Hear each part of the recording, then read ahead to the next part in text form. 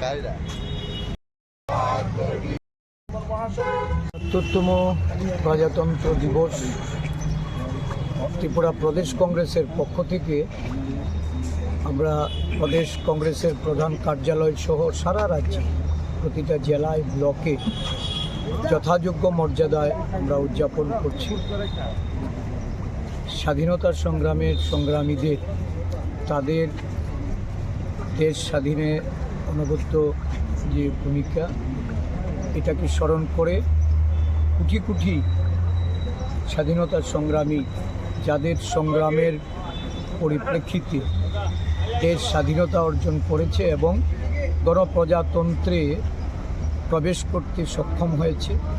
আমরা জাতির জনক মহাত্মা গান্ধী, সংবিধান প্রণেতা ডক্টর বি.আর. আম্বেদকর, নেতাজি সুভাষচন্দ্র বসু, জওহরলাল নেহেরু, আমাদের এই দেশের অন্যান্য যারা বীর স্বাধীনতা যোদ্ধা, তাদের প্রতি শ্রদ্ধা জানাই।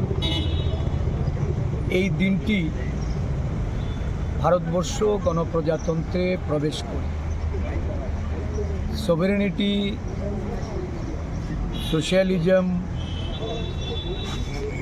ডেমোক্রেসি এবং আমাদের যে রিপাবলিকান এই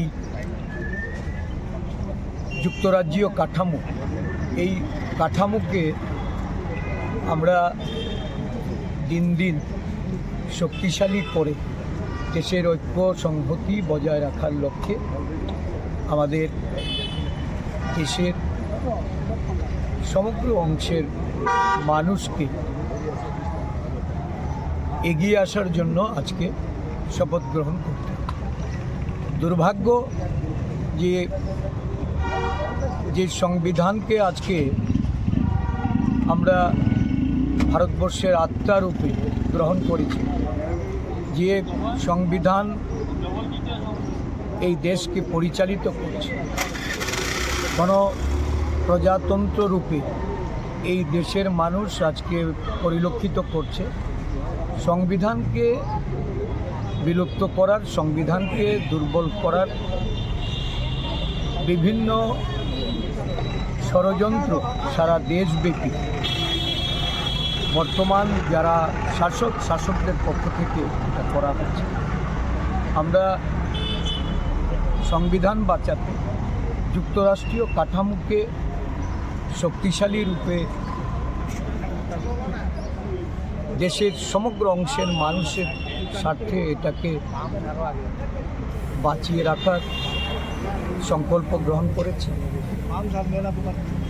কুচক্রীরা নানাভাবে মনীষীদের যেমন বিভেদ করা, বিভাজন করা, দেশের সমগ্র অংশের মানুষের মধ্যে বিভেদ তৈরি করার যে গভীর ষড়যন্ত্র আমরা দুদিন আগেও দেখেছি। এই প্রজাতন্ত্র দিবসের প্রাক্কালে দেশের প্রধানমন্ত্রী নরেন্দ্র মোদীজির ওনার যে উপদেষ্টা অজিত ডোভাল, উনি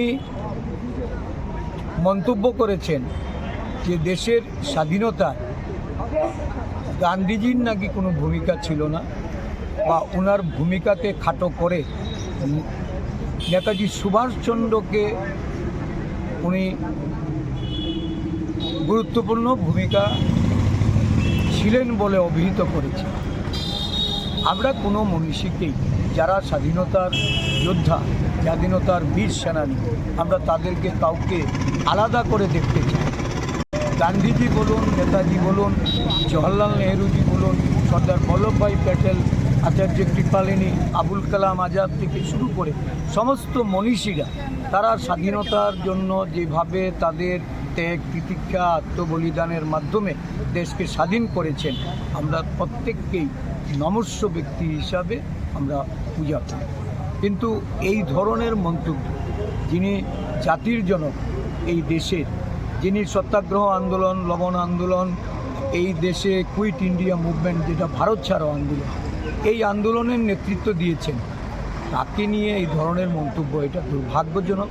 যা দেশে বিভাজনের জন্য যারা চেষ্টা চালিয়ে যাচ্ছে, তাদেরকে প্রতিরোধ করা সমগ্র দেশবাসী আজকে ঐক্যবদ্ধভাবে এগিয়ে আসা প্রয়োজন।